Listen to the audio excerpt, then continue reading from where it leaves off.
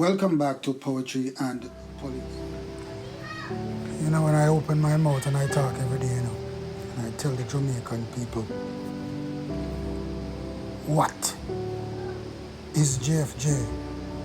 Not even JFJ, I could mention them, the Jamaicans for Justice. What is Jamaicans for Justice? What kind of justice they want in Jamaica? You know, I talk every day and some people turn a blind eye and a deaf ears to the thing. Because look at it, people. If this entity is not politically motivated, trust me, I wasn't a police officer. If Jamaica for Justice was Jamaicans for Justice was not politically motivated, I was not a police officer. Me I tell you that. Because watch, people, at a time when crime and violence is down to a level in Jamaica and is a continuation of the thing, that police are out in droves to serve and protect the good law-abiding citizens in Jamaica through hard work and dedication.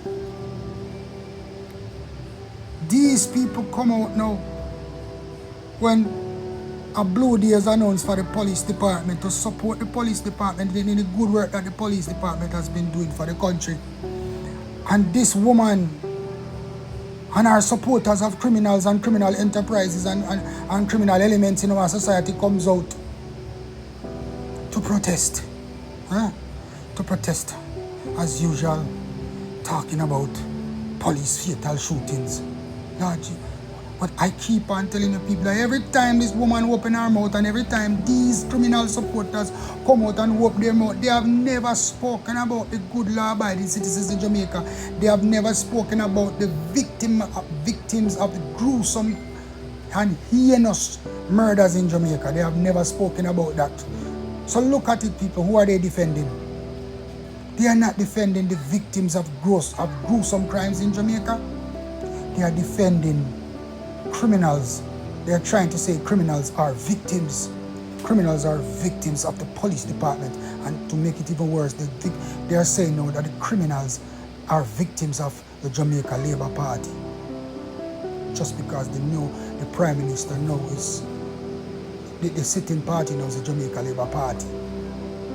They're trying to make it seem as if that the police department is a political entity, and that all the police officers in Jamaica who are working, who are putting down their feet for the people of Jamaica now are working for the people for the Jamaica Labour Party. That is what they are trying to say. And right now, people, I'm telling you that if government switches tomorrow and the government switches to People's National Party and the People's National Party are supporting the police just like how the Jamaica Labour Party is supporting the police right now, that you will have the same behavior, you will have the same attitude of police officers, and you will have the same hard work from the police department. No change. But I would say not under the leadership of Mark Golding. Let me tell you something, man. As days and days goes by, I look at this man and I look into this man's character and I look into what this man wants for Jamaica. What is this man's resolve? I see it clearly now that Mark Golding does not want crime to stop in Jamaica. Or if Mark Golding even wants crime to stop in Jamaica, that Mark Golding is making the fight against crime in Jamaica a political thing. That he wants the Jamaican people to believe that the police department is working for the Jamaica Labour Party. People, let us shout it out loud. The police department works for the government of Jamaica. But more so, the police department work for the people of Jamaica to protect and serve the people of Jamaica.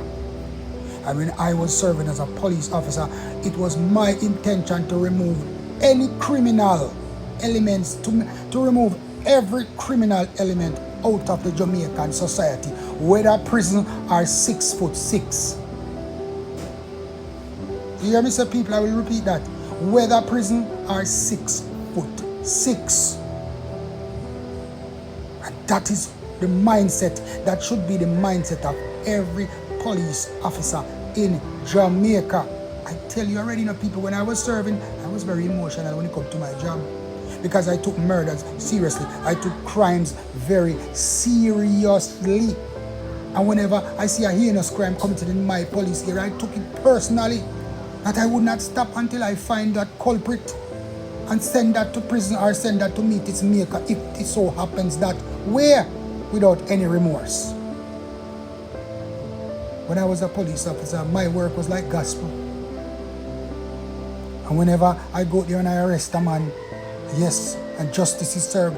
And if he so challenges me and is put down, I celebrate that. I celebrate his demise, because that is a criminal, and no criminal is supposed to be celebrated, protected, or supported in any nation.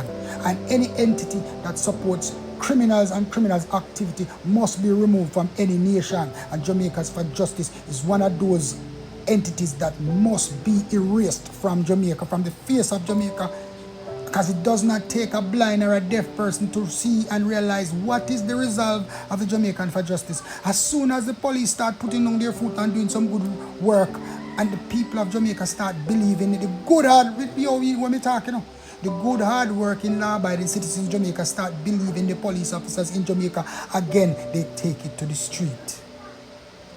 They take it to the street as a catalyst for people not to continue to believe in the police, for people to stop believing in the police and believe in the good rule of law.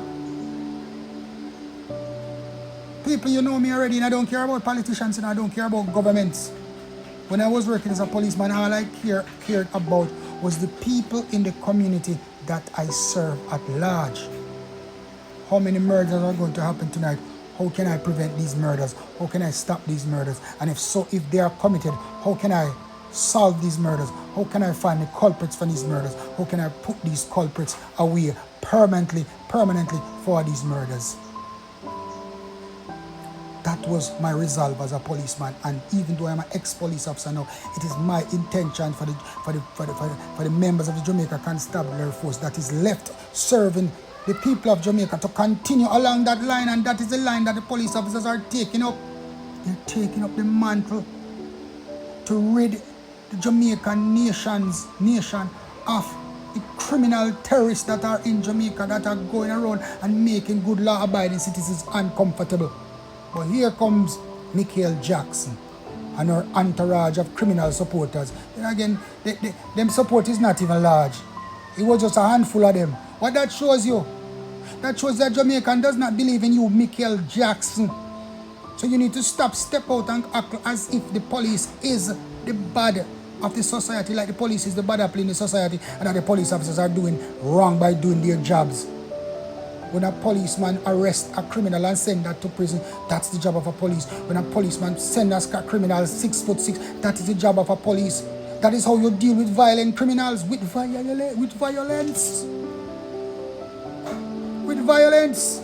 You send them in the ground, you send them 6'6", you remove them from the society permanently, because if they are not removed permanently, they are going to keep on committing their atrocities. Because most of the time these cockroaches go before the court, they get away because they kill the witnesses, or the witnesses are afraid to come and give evidence, or the matter is bought out by politicians and sold by judges. That is what is happening in Jamaican society, and that is what Michael Jackson and our entourage of criminal supporters want the Jamaican people to believe in. They want to see the destruction of Jamaica with their political agenda. People, do not let anybody tell you that the only reason why the Prime Minister is interested in fighting crime at this stage is because of the next election. I assure you. And even if that is the Prime Minister's agenda, the way I look at it, it's benefiting the people of Jamaica, not just PMP, but labor rights too. The removal of criminals from any society should be paramount, because criminal elements are the destruction to any good law-abiding society. Fire burn for you, Michael Jackson. You are evil. And you're a woman that hates the Jamaican people. Because if you didn't love the Jamaican people, you wouldn't hate the police department so much. You wouldn't support criminals who are taking or are unaliving good law-abiding citizens on a daily basis.